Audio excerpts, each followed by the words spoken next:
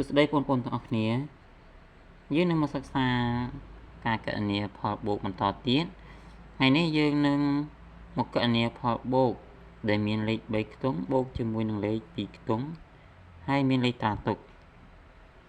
តោះយើងនឹងមកមើលអំពីវិធីបូកដូចគ្នាថ្ងៃនេះខ្ញុំលើកយកមក4លំហាត់ដើម្បីចែកជូនបងប្អូនដើម្បីសិក្សារៀនសូត្របន្ថែមយើងមកមើលលំហាត់ក268បូកឲ្យ29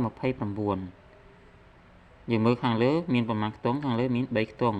រាយ10 100មាន3ខ្ទង់ហើយជួរទី2ខ្ទង់ទី2គឺមាន2ខ្ទង់29ខ្ទង់រាយខ្ទង់10យើងបូកវិធីបូកលេខគឺយើងបូកពីឆ្វេងទៅស្ដាំពីលើចុះក្រោមខ្ទង់រាយបូកខ្ទង់រាយខ្ទង់10បូកខ្ទង់10ខ្ទង់100បូកខ្ទង់100យើងមកមើល8បូក9ស្មើប្រមាណ8បូក9បងប្អូនគិតមើល8បូក9ស្មើ17យើងសរសេរលេខ7 10ត្រាទុក1នោះគឺយើងយកមកត្រាទុកនៅលើលេខ6ខ្ទង់10 6បូកឲ្យ2ស្មើ8 8បូកឲ្យ1ស្មើ5 9ហើយ2ស្ថិតនៅខ្ទង់100យើងមើលខាងក្រោមមានអីបូកទេអត់មានអីបូកទេអញ្ចឹង2មិនមានអ្វីបូកយើងត្រូវទម្លាក់មកខាងក្រោមបន្ទាត់ដូចនេះ268បូកនឹង29ស្មើ297លំហាត់បន្ទាប់គឺលំហាត់ខយើងមើលលំហាត់ខ596បូក95យើងបូកដូចលេខខាងលើដែរ6បូកឲ្យ5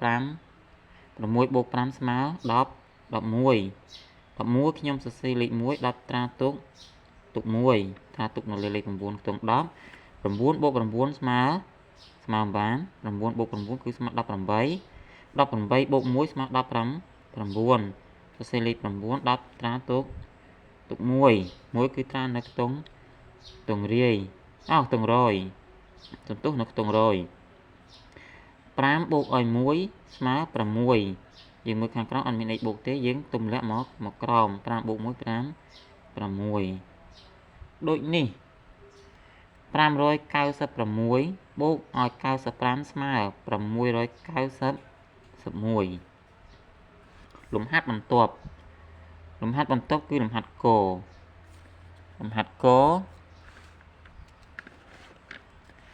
986បូក85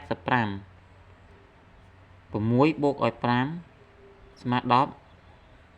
11ខ្ញុំសរសេរលេខ1 10ត្រាទុក1 8បូក8ស្មើ16 16បូកឲ្យ1ស្មើ15 7សេរលេខ7 10ត្រាទុក1ដូចគ្នា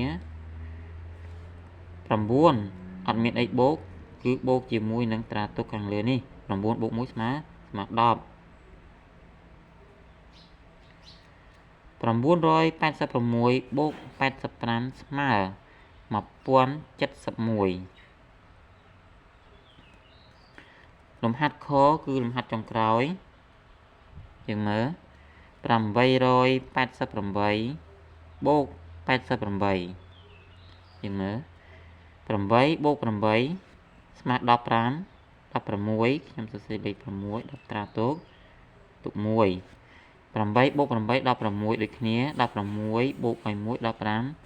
17សេរលេខ7 10ត្រាទុក1 8បូក1ស្មើ5 9 អត់មានអីបូកទម្លាក់មកខាងក្រោមបន្ទាត់ដូចនេះ888បូក88ស្មើ975 6លំហាត់យើងគឺអស់ហើយ